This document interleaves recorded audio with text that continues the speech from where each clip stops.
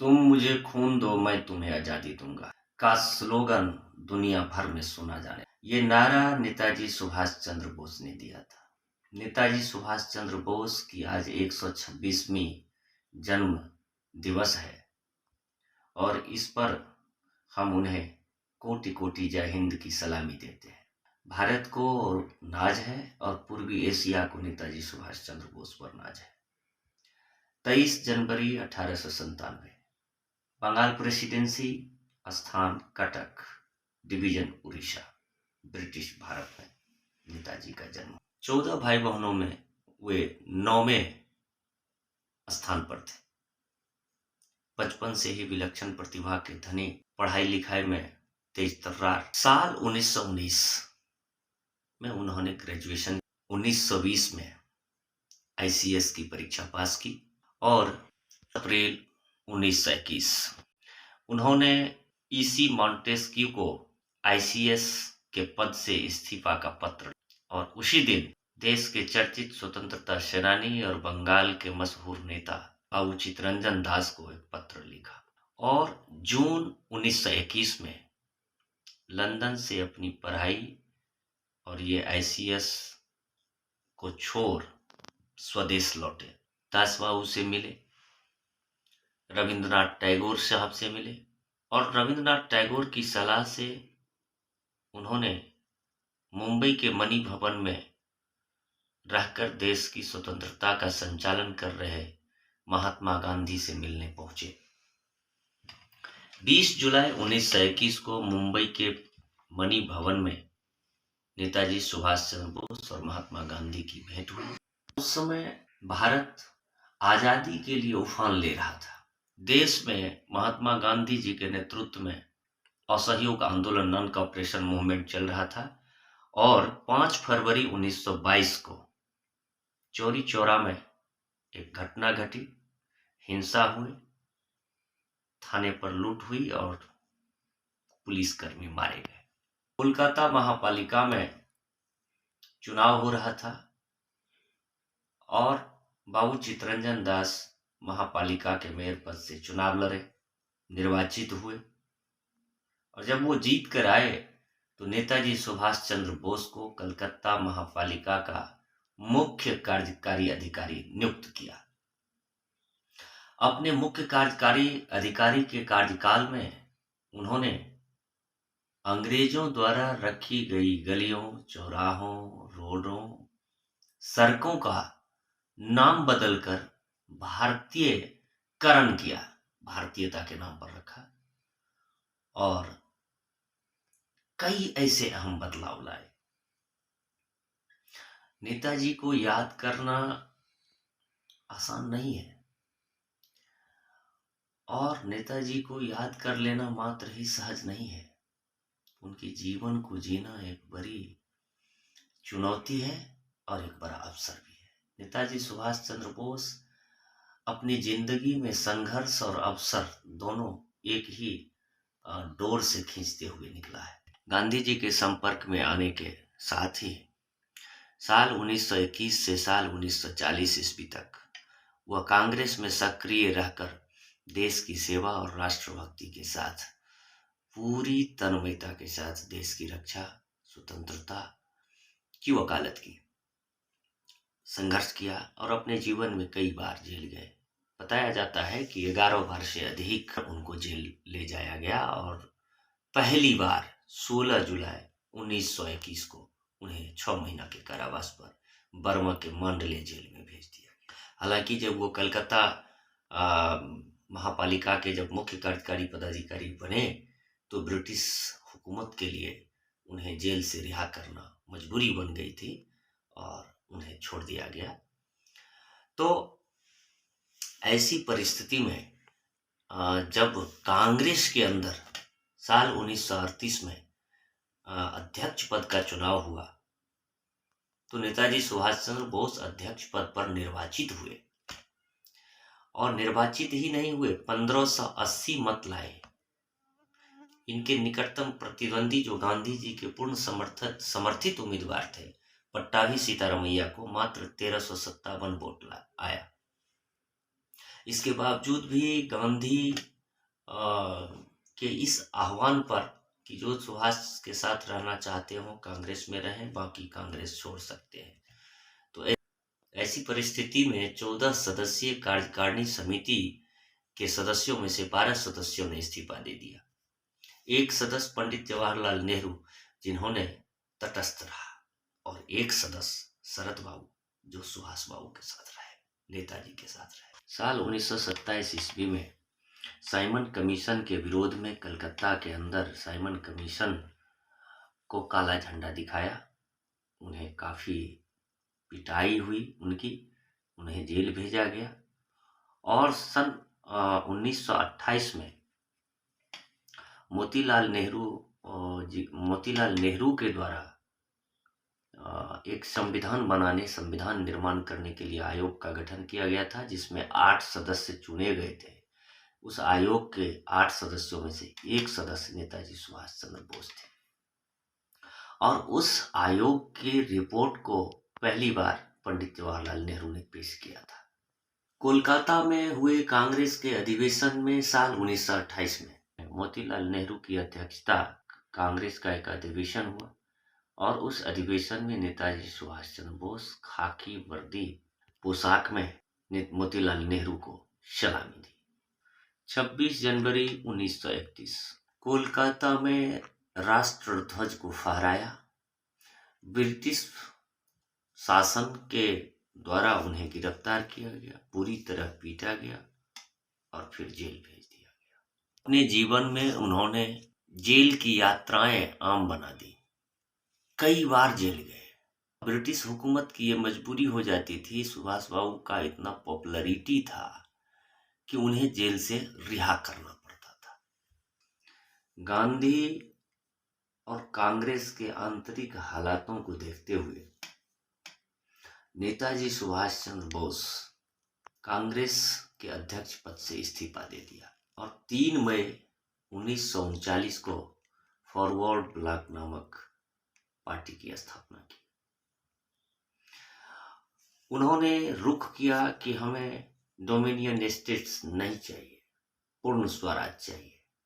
हम समानांतर सरकार बनाने की घोषणा करेंगे और हम भारत को आजाद घोषित करेंगे।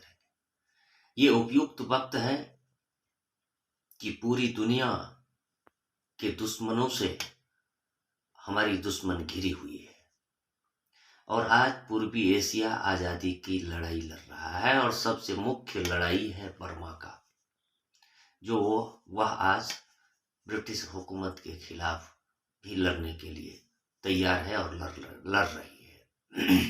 ऐसी परिस्थिति में हमें ब्रिटिश हुकूमत के खिलाफ सीधे जंग का ऐलान करना चाहिए, और यह जंग हम जीत सकते हैं।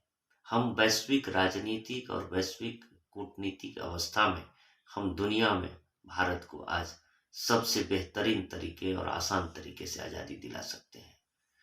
हम चौतरफा उस पर हमला करेंगे, हम सशस्त्र आंदोलन करेंगे और या समानांतर सरकार बनाकर देश की आज़ादी हम लेकर रहेंगे। ऐसे में नेताजी सुभाष चंद्र बोस अपने दम पर पद चिन्ह बनाकर अमिट छाप छोड़ने के लिए तैयार थे, और गांधी जिसे स्वीकार नहीं कर रहे थे।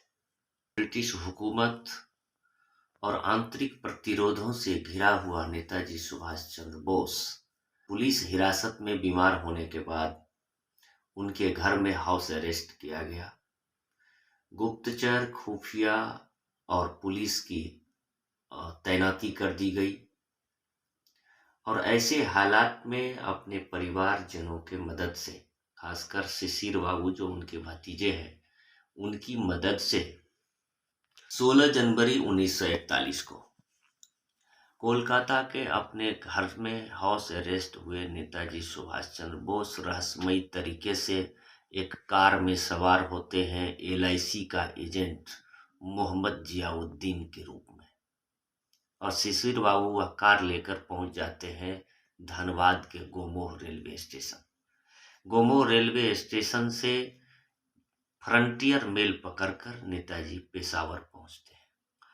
पेशावर पहुंचने के साथ ही मियां अकबर शाह के साथ, जो फॉरवर्ड ब्लॉक के सहकर्मी थे, उनसे भेंट होती है और उनके माध्यम से कीर्ति किसान पार्टी के एक नेता भगत राम तलवार से मुलाकात होती है और पेशावर से वह पहाड़ और पठार जंगल के रास्ते पांव पैदल वहां से निकलते हैं काबुल के लिए। अब कॉमरेड भगत राम तलवार मोहम्मद जियाउद्दीन के साथ काबुल के लिए निकलते हैं, लेकिन मोहम्मद जियाउद्दीन नहीं रहते हैं।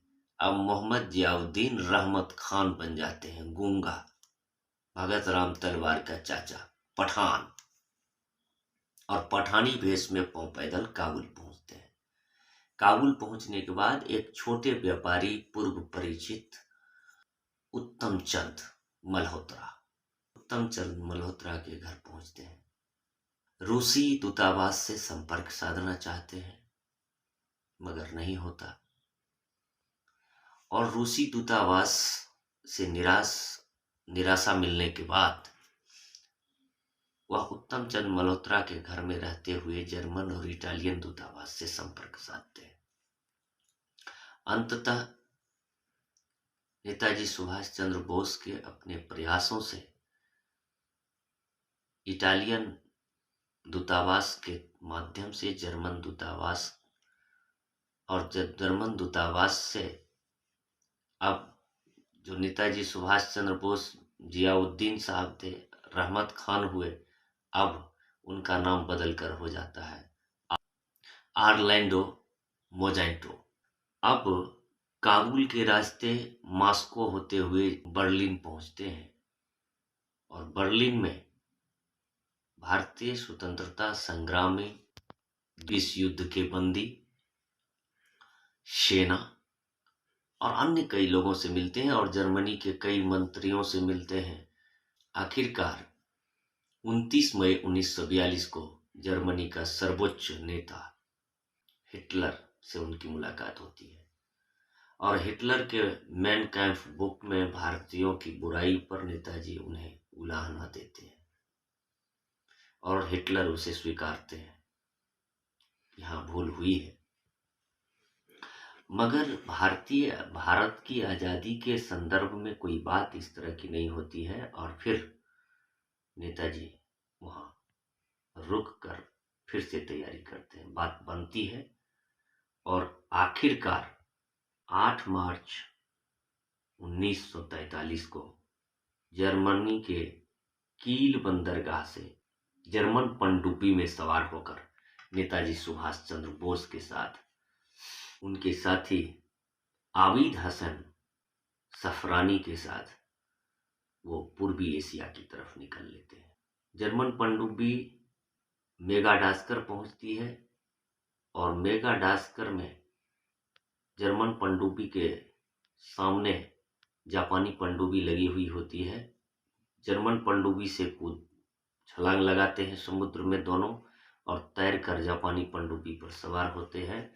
जापानी पनडुब्बी उन्हें इंडोनेशिया के पेदांग द्वीप पर पहुंचते हैं लेकर, जहां से वो सिंगापुर पहुंचते हैं और जापानी सरकार के संरक्षण में, सहयोग में वह भारतीय स्वतंत्रता के लिए, भारत की आज़ादी के लिए संघर्ष चलाना शुरू कर देते हैं। फिर 1943 जगह सिंगापुर, शख्स नेताजी सुभाष चंद्र बोस ऐलान करते हैं आरजी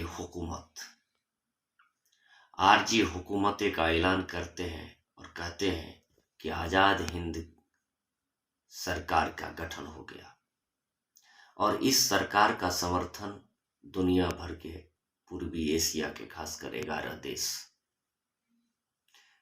इटली, जर्मनी, जापान, चीन,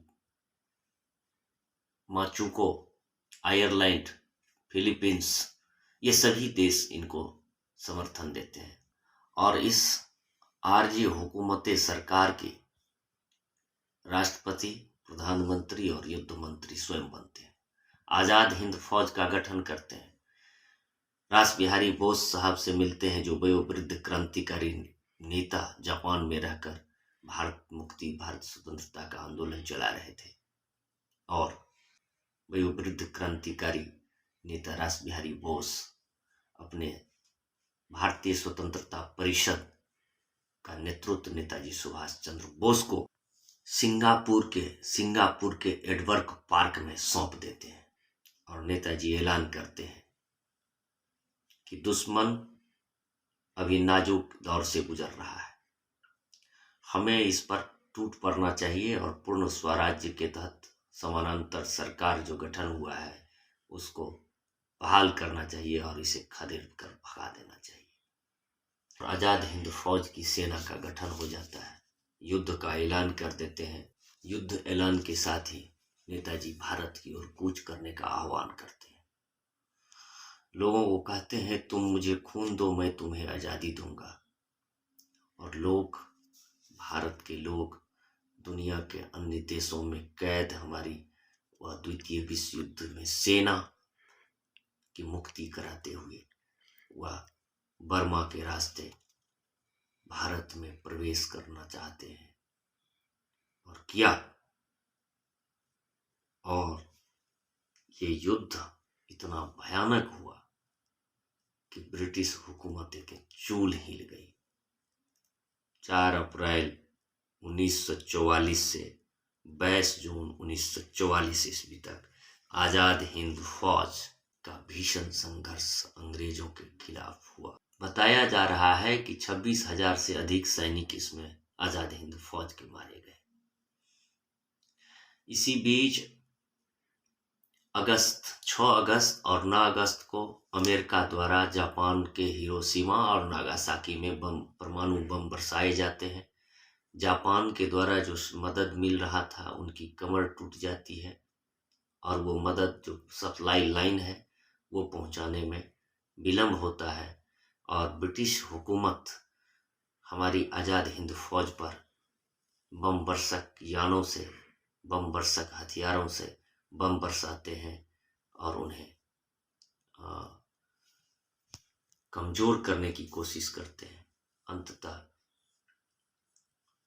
कोहिमा, मिजोरम में घुसकर लड़कर कुछ क्षेत्रों को कब्जा किया हुआ आज़ाद हिंद फौज को अचानक एक दिन वायरलेस होता है, रेडियो उद्घोष। नेताजी सुभाष चंद्र बोस, आज़ाद हिंद फौज का सुप्रीम कमांडर, आरजी हुकूमते का प्रधानमंत्री, राष्ट्रपति और युद्ध मंत्री का सूचना आता है कि हमें वापस होना चाहिए। और जापान की सेना दबाव में आ जाती है और हम आज़ाद हिंद फौज के बीच में ही टकराहट होने लगती है। अंततः लौटना पड़ता है और वहां से लौटना पड़ता है, लौटकर चले जाते हैं। मारे जाते हैं सेना, कुछ गिरफ्तार कर लिए जाते हैं और बाकी भूमिगत हो जाते हैं। 18 अगस्त 1945 जापान के एक बम बरसक यान में बैठकर नेताजी सुभाष चंद्र बोस मंचूरिया के लिए निकलते हैं। मगर यह कहा जाता है कि वह विमान एक हादसे का शिकार हो गया और जिसमें नेताजी सुभाष चंद्र बोस होकाइडो हवाई अड्डा पर, होकाइडो द्वीप पर नेताजी सुभाष चंद्र बोस का निधन हो गया, वह शहीद हो गए। आज तक रहस्य बना हुआ है। भारत के अंदर कई जगह, छत्तीसगढ़ में, उत्तर प्रदेश में, मध्य प्रदेश में कई जगह बताया गया कि गुमनामी बाबा, तो ये इस तरह का कि नेताजी सुभाष चंद्र बोस को देखा गया है। मगर इस तरह की कोई बातें अभी तक नहीं बनी है और न सिद्ध हो सका है। उत्तरी अभी जो ताइवान है वह, उसकी राजधानी ताइपे है। ताइपे के होकाइडो द्वीप पर ही विमान दुर्घटनाग्रस्त की बात हुई है। हाल में एक सूचना मिला है कि होकाइडो का जो सरकार है, ताइवान की सरकार से पूछा गया कि साल 1945 में क्या आपके यहाँ कोई विमान दुर्घटनाग्रस्त हुई थी, तो उनके द्वारा बताया जाता है कि नहीं हुई थी। भारत की सरकार दो दो बार आयोग बैठाई, जांच हुआ, मगर यही बताया गया कि 18 अगस्त 1945 को नेताजी सुभाष चंद्र बोस का निधन हो गया और हम भारत में लोग मानने को तैयार नहीं है। दुर्दशा ये है कि द्वितीय विश्व युद्ध में ब्रिटेन पूरी तरह से गिर चुकी थी। पूर्वी एशिया के देश आज़ादी के लिए लड़ रही थी। बर्मा सहित लाओस, वियतनाम, इंडोनेशिया के लोग भी लड़ रहे थे। फिलीपींस के अंदर भी यह लड़ाई चल रही थी। जापान का भी चीन के साथ युद्ध चल रहा था।